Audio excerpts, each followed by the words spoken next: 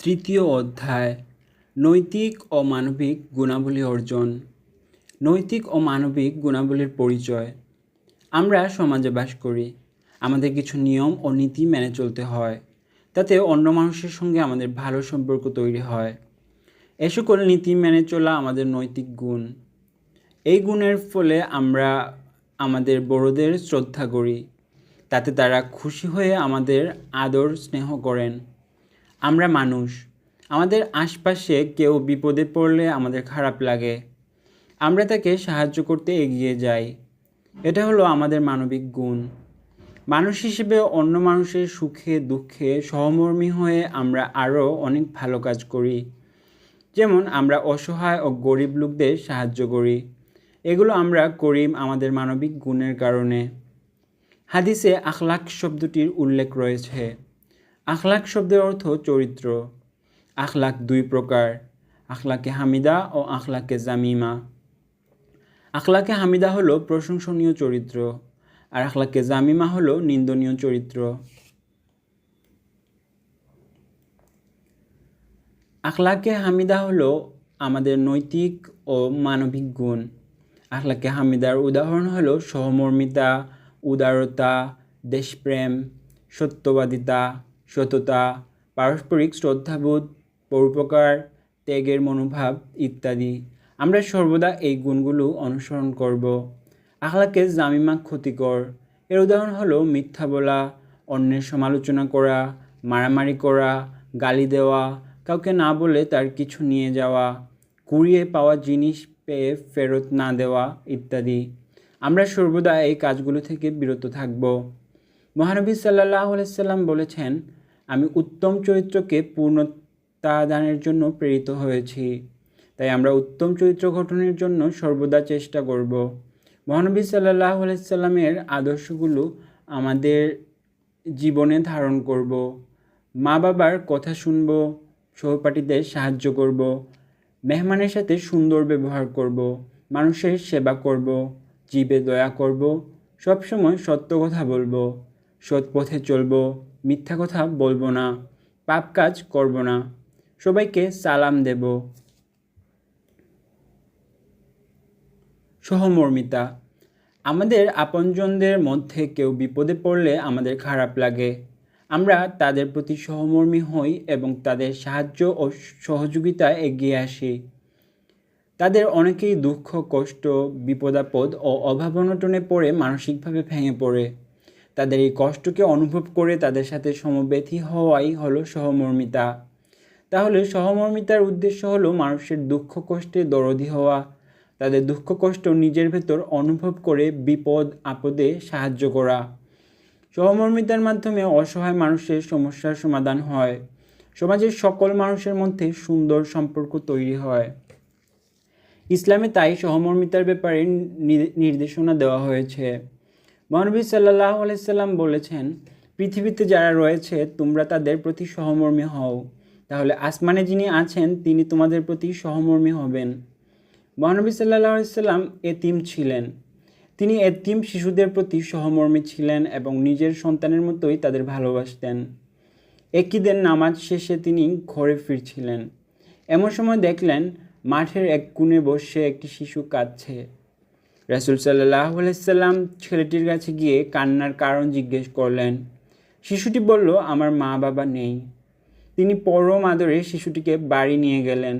মুহাম্মদ সাল্লাল্লাহু আলাইহি সাল্লাম তার স্ত্রী হযরত আয়েশা রাদিয়াল্লাহু তাআলা আনহাকে ডেকে বললেন, হে আয়েশা, ঈদের দিনে তোমার জন্য একটি উপহার নিয়ে এসেছি। এই নাও তোমার উপহার। ছেলেটি পেয়ে দারুণ খুশি হলেন হযরত আয়েশা রাদিয়াল্লাহু তাআলা আনহা। দেরি না করে মুহূর্তেই তাকে গোসল করিয়ে জামা পরালেন। তারপর তাকে পেট ভরে খেতে দিলেন। রাসূল সাল্লাল্লাহু আলাইহি সাল্লাম ছেলেটিকে বললেন, আজ থেকে আমরাই তোমার পিতামাতা। নবীজি সাল্লাল্লাহু আলাইহি সাল্লামের কথা শুনে ছেলেটি খুশি হলো। খলিফা হযরত উমর রাদিয়াল্লাহু তাআলা আনহু এক রাতে প্রজাদের খোঁজখবর নিতে মদিনায় লোকালয়ে বের হলেন। ঘুরতে ঘুরতে তিনি একটি ক্ষুধার্ত পরিবারকে দেখতে পেলেন। পরিবারের ক্ষুধার্ত বাচ্চারা কান্নাকাটি করছিল। তাদের মা শূন্য হাঁড়িতে পানি গরম করছিলেন। শিশুরা কেন কান্নাকাটি করছে খলিফা তা জানতে চান।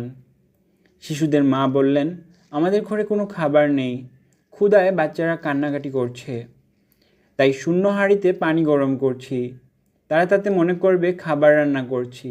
এভাবে খাবারের অপেক্ষায় থেকে তারা একসময় ঘুমিয়ে পড়বে। একথা শুনে খলিফা খুবই ব্যথিত হলেন। তিনি নিজের পিঠে বহন করে সরকারি গুদাম থেকে খাবার নিয়ে এসে ওই পরিবারকে দিলেন। আমরাও দুঃখী মানুষের প্রতি সহমর্মী হব, তাদের সাহায্য সহযোগিতায় এগিয়ে আসব। আমাদের সহপাঠীদের মধ্যে যারা অভাব অনটনে রয়েছে তাদেরকে সাহায্য করব। আমাদের সহপাঠীদের সাথেও ভালো ব্যবহার করব। তাদেরকে যে কোনো সমস্যায় সহযোগিতা করব। তাদেরকে সবসময় হাসি খুশি রাখব। তাদের সাথে ভাই বোনের মতো আচরণ করব। এভাবে বিভিন্ন কাজের মাধ্যমে তাদের প্রতি সহমর্মিতা প্রকাশ করব।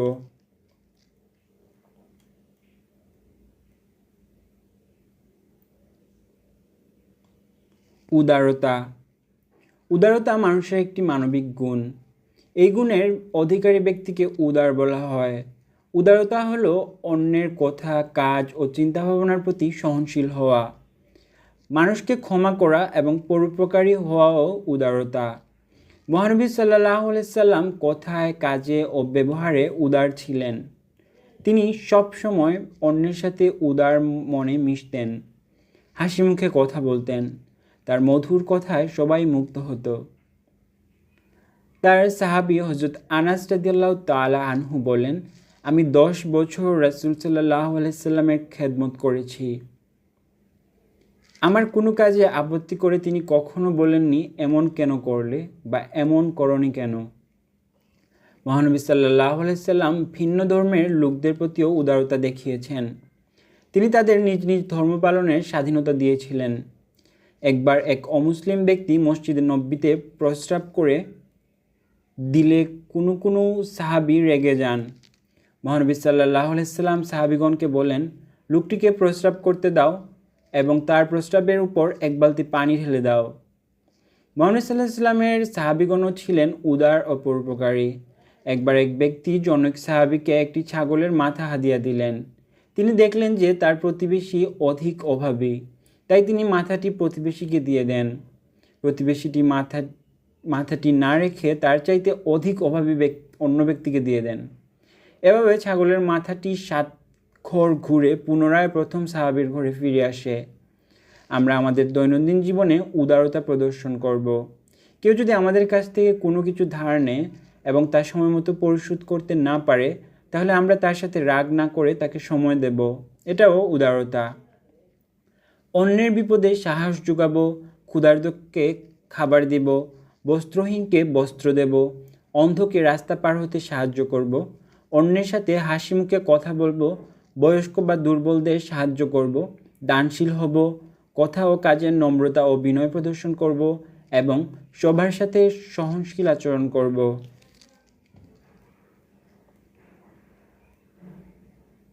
দেশপ্রেম। দেশপ্রেম হলো নিজের দেশকে ভালোবাসা। নিজের দেশকে ভালোবেসে এর উন্নয়নের জন্য নিজ নিজ দায়িত্ব ও কর্তব্য সঠিকভাবে পালন করা দেশপ্রেমের লক্ষণ। মহানবী হযরত মুহাম্মদ সাল্লাল্লাহু আলাইহি সাল্লাম নিজের জন্মভূমিকে ভালোবাসতেন। তিনি নিজের জন্মভূমি মক্কা থেকে হিজরত করে মদিনায় চলে যাচ্ছিলেন যখন তার চোখ থেকে অশ্রু গড়িয়ে পড়ছিল। তিনি বারবার মক্কার দিকে ফিরে তাকাচ্ছিলেন আর বলছিলেন, হে মক্কা, আমি তোমাকে ভালোবাসি। তুমি আমার কাছে কতই না প্রিয়। আমার স্বজাতি যদি আমাকে নির্যাতন করে বের করে না দিত, আমি কখনো তোমাকে ছেড়ে যেতাম না। হিজরতের পর মদিনাকে তিনি নিজের দেশ হিসেবে গ্রহণ করেন। তিনি মদিনাকে ভালোবাসতেন। মদিনায় শান্তি প্রতিষ্ঠা ও এর উন্নয়নের জন্য তিনি আপ্রাণ চেষ্টা করেন। তিনি মদিনার সনদ প্রণয়ন করেন যাতে অশান্ত মদিনায় শান্তি প্রতিষ্ঠা হয়। আমাদের জন্মভূমি বাংলাদেশ। আমাদের প্রিয় জন্মভূমি আগে পরাধীন ছিল। দেশকে ভালোবেসে দেশের স্বাধীনতার জন্য লাখ লাখ মানুষ তাদের জীবন বিসর্জন দিয়েছেন। যারা শহীদ হয়েছেন তাদের জন্য আমরা দোয়া করব। মুক্তিযোদ্ধারা জীবন বাজি রেখে দেশের স্বাধীনতার জন্য যুদ্ধ করেছেন। আমরা তাদেরকে সম্মান করব। দেশের মানুষকে ভালোবাসব। দেশের কল্যাণে কাজ করব। দেশের উন্নয়নের জন্য যার যার দায়িত্ব সঠিকভাবে পালন করব। আমরা শিক্ষার্থী, পড়ালেখা করা আমাদের প্রধান দায়িত্ব। আমরা ভালোভাবে পড়ালেখা করব, তাহলে দেশের উন্নয়নে অবদান রাখতে পারবো। আমাদের বাড়িতে যারা লেখাপড়া জানেন না তাদের লেখাপড়া শেখাবো। সকল ভালো কাজে সহযোগিতা করব, কেউ বিপদে পড়লে তাকে সাহায্য করব। দেশের প্রকৃতি ও জীব জগৎকেও আমরা ভালোবাসবো, এদের যত্ন নেব। আমরা গাছ লাগাবো, ফুল ও সবজির বাগান করব, পরিষ্কার পরিচ্ছন্নতা অভিযানে বড়দের সঙ্গে অংশ নেব।